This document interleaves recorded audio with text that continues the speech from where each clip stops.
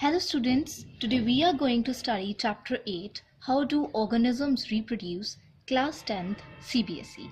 Now first of all, we should know that how does the sex of the child is determined.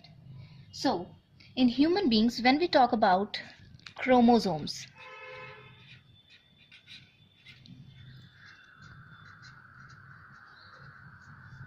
there are actually two types of chromosomes in human beings, which are autosomes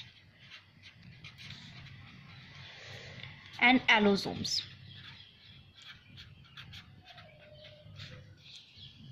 Now, first of all, what are autosomes? Autosomes are actually the chromosomes which control normal functions of the body other than sex determination. So, autosomes generally control normal body functions.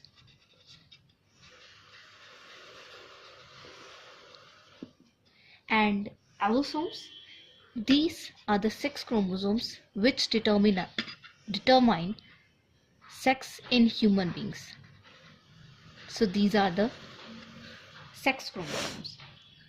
In human beings, we know that there are 23 pair of chromosomes, and in which autosomes contribute 22 pairs, and there is only a single pair of allosomes which determine the sex in an individual.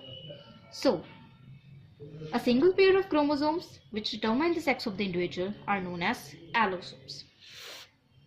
The two sex chromosomes of females. Now, when we talk about females, we can see in the diagram that the females have the similar chromosomes in them, which are known as XX chromosomes. So, in females,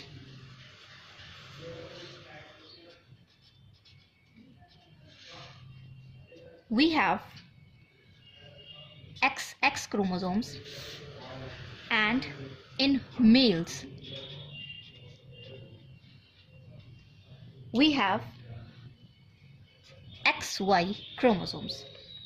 So in this diagram we can see that the males have dissimilar chromosomes and the females have similar chromosomes.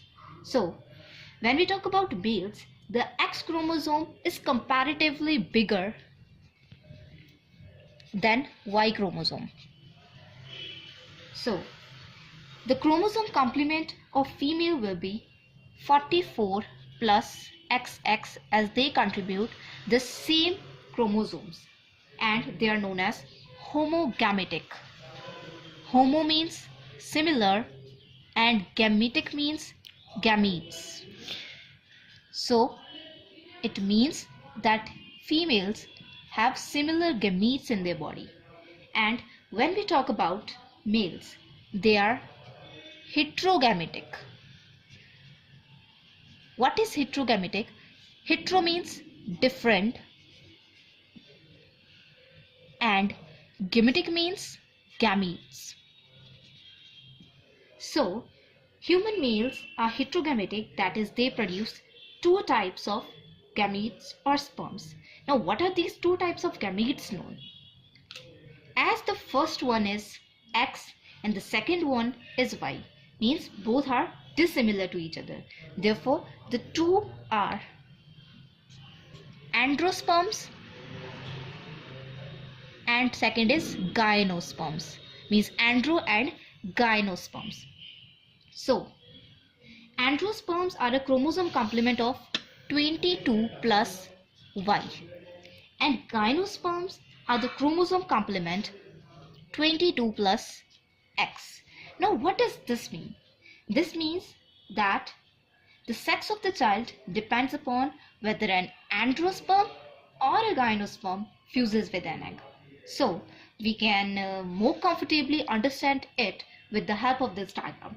So if the androsperm fuses with the egg, what is androsperm? That is 22 plus Y.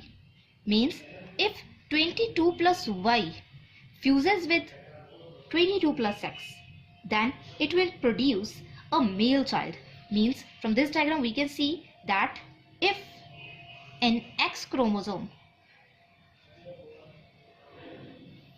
attaches with the X chromosome of female, then it will give birth to a baby girl which will have X chromosome in its body. And if the Y chromosome of the father combines with X chromosome of female, then it will give birth to a boy which will have XY chromosomes in its body. So when Y chromosome of the male combines with the X chromosome of father, this Y chromosome is generally the androsperm. So this is androsperm. Means when androsperm combines with the female gametes. And now when we talk about the baby girl, here we can see that the baby girl has X chromosomes. So when the gynosperm from the male body that have a chromosome complement of 22 plus X combines with the female complement of 22 plus X, then it will make 44 plus XX, which means that a female child is born. So this is the way how we can determine the sex of a child. So at last, or in the nutshell, we can say that there is 50/50 chance of a boy or a girl being born. Being a chance factor, the individual's family may have different ratios. So in this way, we can determine the sex of a child. Thanks. Have a wonderful day.